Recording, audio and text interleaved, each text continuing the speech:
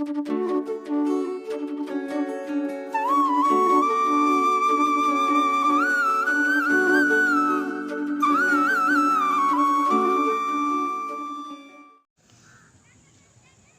बच्चों,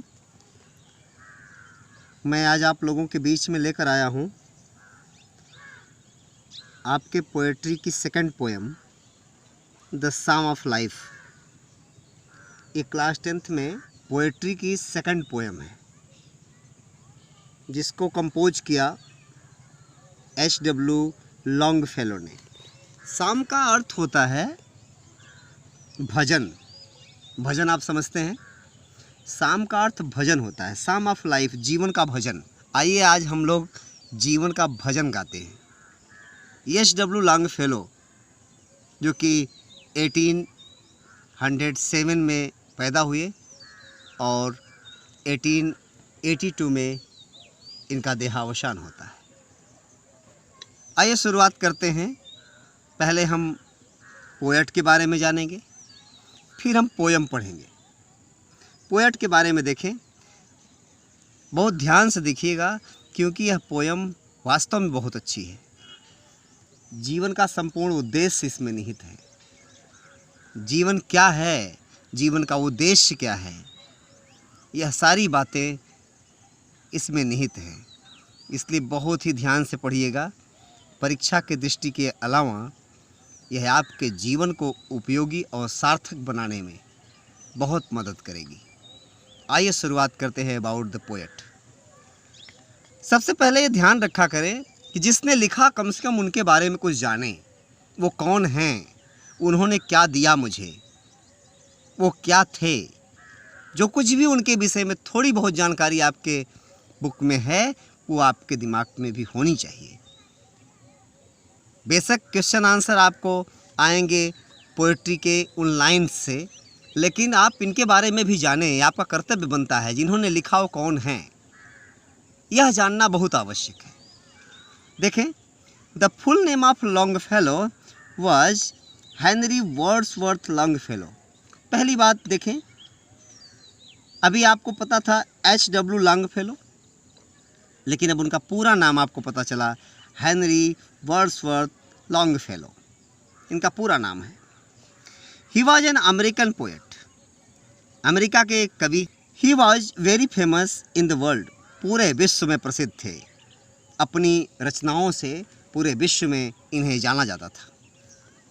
ही worked as a teacher of modern languages at Harvard University. इन्होंने एक modern language, आधुनिक भाषा के अध्यापक के रूप में हार्वर्ड यूनिवर्सिटी में भी काम किया। Voices of the night was his first collection of poems. Voices of the night पहली कलेक्शन है इनके पोएम्स की। उसका क्या नाम है? Voices of the night, means रात की आवाज़। पब्लिश्ड इन 1839, जो कि 1839 में पब्लिश्ड हुई, प्रकाशित हुई। अब आप समझें, 1807 में पैदा हुए और 1839 में पहली कविताओं का संग्रह प्रकाशित हो गया। बहुत कम उम्र में इन्होंने अपनी रचनाओं का एक संग्रह इस संसार को दिया। It included the psalm of life. इसी में साम ऑफ लाइफ निहित है, यानी बहुत ही युवा अवस्था में इन्होंने साम ऑफ लाइफ की रचना की। His other works were poems of slavery, the Spanish students, welfare of Bruges, the golden legend, village, blacksmith, ETC। इन सारी रचनाओं का भी संग्रह इनके जीवन से जुड़ता है। ये जितनी रचनाएं हैं ये भी इनके जीवन से जुड़ती हैं। अब हम आपको सीधे ले चलते हैं लॉन्गफेलो साहब की कविता की ओर। इन्होंने इस पोएम में क्या लिखा, उस पोएम की ओर सीधे हम आपको ले चलते हैं। लॉन्गफेलो साहब ने लिखा, life is real, life is earnest. जीवन वास्तविक है और जीवन गंभीर है। यहाँ सीरियस का मतलब क्या है? क्योंकि हम जीवन को गंभीरता से जिएं, and the grave is not its goal. और इसका उद्देश्य यह नहीं है कि हम मर जाएं और हमें मृत्यु की प्राप्ति हो जाए, हमारा जीवन पूर्ण हो गया। Means it's aim is not only to live with happiness and wait for death. No, इसका उद्देश्य ये नहीं आनंद पूर्वक जिए और जीवन में मृत्यु का इंतजार करें, मृत्यु की प्राप्ति हो जाने के बाद हम ये कहें कि हमारा जीवन पूर्ण हो गया। इट्स नॉट इट्स गोल, यह इसका उद्देश्य नहीं है। Dust thou art to dust returnest. जीवन की वास्तविकता का आकलन करते हुए नवयुवकों के लिए युवावस्था में लॉन्गफेलो साहब ने लिखा क्या, देखें, इन्होंने लिखा कि dust thou art to dust returnest. मिट्टी का तू बना है, मिट्टी में मिल जाएगा। मीन्स यह जीवन क्लियर है कि एक दिन मरना है। जो यहाँ पैदा हुआ है उसे मरना ही मरना है, यह तय है। वह मिट्टी का बना हुआ है, एक दिन मर जाने के बाद मिट्टी में मिल जाएगा। मृत्यु को प्राप्त होगा तो मिट्टी में मिल जाएगा। Is not spoken of the soul, लेकिन ऐसी बात शरीर के लिए कही गई है, आत्मा के लिए नहीं कही गई। यह बात आत्मा के लिए नहीं कही गई, क्योंकि यह तय है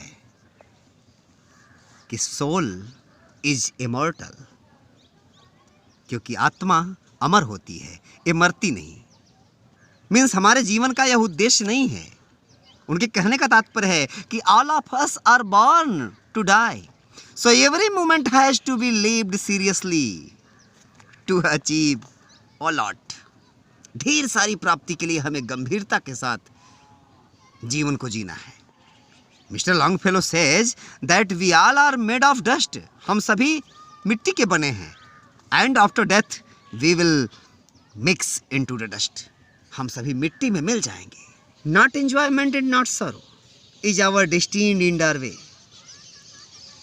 लॉन्गफेलो साहब कहते हैं कि नॉट एंजॉयमेंट, बहुत ज़्यादा सुख नहीं भोगना है, बहुत ज़्यादा आनंद नहीं लेना है जीवन में। एंड नॉट सारो, और न तो शोक युक्त होकर, दुखी होकर अपना समय नष्ट कर देना है। ऐसा भी नहीं है कि दुख आ गया तो पूरा जीवन हम दुख को ही सोचकर नष्ट कर दें। इनके कहने का तात्पर्य है we should neither do much enjoyment nor we should waste our time feeling sorrow. हमें अपने जीवन को बहुत अधिक आनंद में या बहुत अधिक दुख भोगने में ख़त्म नहीं कर देना चाहिए। Is our destined in our way. जीवन का पूर्व निर्धारित लक्ष्य व उद्देश्य मीन्स प्री डिसाइडेड एम और object of life. Destined in our way, pre decided aim, पहले से ही निर्धारित जो उद्देश्य है, और ऑब्जेक्ट ऑफ लाइफ या फिर जीवन का उद्देश्य। हमें इसको भूलना नहीं चाहिए। यानी हमारे जीवन का उद्देश्य है, हमें उसकी पूर्ति करनी चाहिए। पता चला कि हम जीवन को अपने बहुत ही आनंदमय तरीके से व्यतीत करते करते, अथवा कोई कष्ट आ गया उसे दुख में अपने को दुखी समझकर, निरीह समझकर जीवन को जीते रहे और पूरा समय निकल गया। ऐसा हमें नहीं करना है, क्योंकि लिख रहे हैं but to act that is tomorrow. हर कल के लिए मुझे एक्टिव रहना है, हर कल के लिए। Most important work in our life should be to stay active which makes our fortune. जो हमारे भाग्य को अच्छा बनाते हैं, हर कल के लिए मुझे एक्टिव रहना चाहिए। Find us further than today, find us further than today, much better than what we are today. आज हम जो कुछ हैं उसकी अपेक्षा कल हमारा और भी बेहतर हो, ऐसा हमें बनना है। Not enjoyment and not sorrow is our destined in our way. हमारे जीवन का पूर्व निर्धारित जो लक्ष्य और उद्देश्य है, उसमें हमें केवल यह नहीं है कि आनंद में जीवन व्यतीत करें, आनंद के साथ जीते रहें, आनंद में ही लिप्त रहें। आनंद ही हमारे जीवन का उद्देश्य है। यही हमें सुख मिल गया, हमें सुविधाएं मिल गई, हमारे जीवन का उद्देश्य पूर्ण हो गया, ऐसा कदापि नहीं है। या हम कहीं से दुखी हो गए, कहीं असफल हो गए, कहीं तकलीफ मिली, तो हम जीवन को यही मान ले कि जीवन हमारा ये तो बहुत ही दुखी है। ऐसा नहीं है। सबसे बड़ी बात यह है कि लॉन्गफेलो साहब ने अपनी युवा अवस्था में युवाओं को प्रेरित करने के लिए लिखा। निश्चित तौर पर आपको भी ये पोयम अच्छी लग रही होगी, क्योंकि जीवन को अगर वास्तविक बनाना है तो इन बिंदुओं पर हमें कदम बढ़ाने होंगे, इन बातों पर हमें आगे बढ़ना होगा। हम यह उम्मीद करें कि हम सुख सुविधाओं में लिप्त होकर दूसरे लोगों को सक्रिय बनाने का कार्य करें, ऐसा संभव नहीं है। हम खुद सक्रिय हों, हम खुद आगे बढ़ें, अपने आप पीछे भीड़ लग जाएगी। आगे लिखते हैं, in the world's broad field of battle, संसार के इस विस्तृत कुरुक्षेत्र में, फील्ड ऑफ बैटल यानी कुरुक्षेत्र, ब्रॉड यानी विस्तृत, संसार के विस्तृत कुरुक्षेत्र में, in the wake of life, जीवन का अस्थाई पड़ाव है। इस संसार के बड़े से विस्तृत कुरुक्षेत्र में हमारे जीवन का अस्थाई पड़ाव है। हम यहाँ अस्थाई रूप से अमरता प्राप्त करके नहीं आए हैं, हम अमर नहीं हैं, हमें अमरता नहीं मिली है, अस्थाई पड़ाव है। We not like dumb driven cattle, हमें गूंगे भेड़ बकरियों जैसा नहीं बनना है। Be a hero in the strife, हमें नायक बनना है संघर्ष का। संघर्ष में हम नायक बनेंगे, हम गूंगे भेड़ बकरियों जैसे जीवन व्यतीत नहीं करेंगे, हम संघर्ष में नायक बनेंगे। हम ऐसे हों कि हम नायक बने, हीरो बने, अपने जीवन को अच्छा बनाने के लिए। परेशानियों में हम हीरो बने, क्योंकि उनके कहने का तात्पर्य है, we are not like the dumb cattle which are guided by others, हमें दूसरों द्वारा मार्गदर्शन दिया जाए ऐसे हम भेड़ बकरी नहीं हैं। We have our own sense, अरे अपना खुद का दिमाग है हमारे पास। So we should act like brave heroes during the time of difficulties and hardship of our life. हमें जीवन में आने वाली कठिनाइयाँ और समस्याएं जो हैं उनका सामना करना चाहिए, हमें हीरो बनना चाहिए, हम ऐसे बने। Let us then be up and doing, let us then be up and doing, हमें कार्य करना चाहिए। अप एंड डूइंग, हमें लगातार कार्य करना चाहिए। With a heart for any fate, with a heart, संकल्प के साथ, with determination, we have to do our work with determination, हमें संकल्प के साथ कार्य करना चाहिए। फॉर एनी फेट, अपने भाग्य को संवारने के लिए। एक बात जानते रहें कि भाग्य में सब कुछ नहीं लिखा होता, हमारे कर्म भाग्य को लिखते हैं। हमारे भाग्य में कुछ भी लिखा नहीं होता, हमारे कर्म ही हमारे भाग्य के निर्माता होते हैं।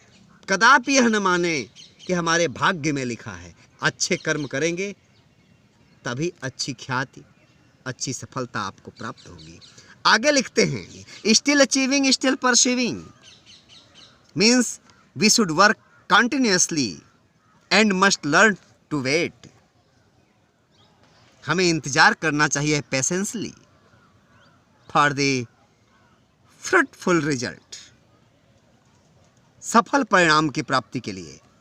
हमें कार्य करते हुए भी, लक्ष्य की प्राप्ति के लिए चलते रहते हुए भी, अपने परिणाम की प्राप्ति के लिए इंतजार करना चाहिए। ऐसा नहीं कि आपने थोड़ा सा काम किया उसके बाद आपको तुरंत उसका परिणाम मिले, ऐसा संभव नहीं है। हमें ध्यान रखना है कि हमारे जीवन का कार्य तभी संभव है, तभी अच्छा है, जब हम उसे ईमानदारी पूर्वक और धैर्य पूर्वक करते रहें। हम धैर्य पूर्वक करते रहेंगे, निश्चित तौर पर हमें जो सफलता प्राप्त होगी उसकी कोई कीमत नहीं अदा कर पाएगा। हमें इंतजार करना है। स्टिल अचीविंग स्टिल परस्यूइंग, परिश्रम करते हुए भी, प्राप्त करते हुए भी, लर्न टू लेबर, हमें कार्य करना, परिश्रम करना सीखना है, समझना है। एंड टू वेट, और अपने परिश्रम का रिजल्ट पाने के लिए इंतजार करना है, थक नहीं जाना है। ऐसा H.W. लॉन्गफेलो ने लिखा। निश्चित तौर पर ये पोयम आपको अच्छी लगी होगी। आप इसको कई बार पढ़ें, इसकी वर्ड मीनिंग्स तैयार करें और अपने शब्दों में इसको आप लिखें। बाकी इसकी सेंट्रल आइडिया, इसके क्वेश्चन आंसर्स आप सभी को मिल जाएंगे। आपको मैं भेजूंगा, तब तक आप इसको कई बार पढ़ें और समझें। अगली पोयम बहुत जल्द आपके बीच में आएगी। बहुत बहुत शुक्रिया आपका।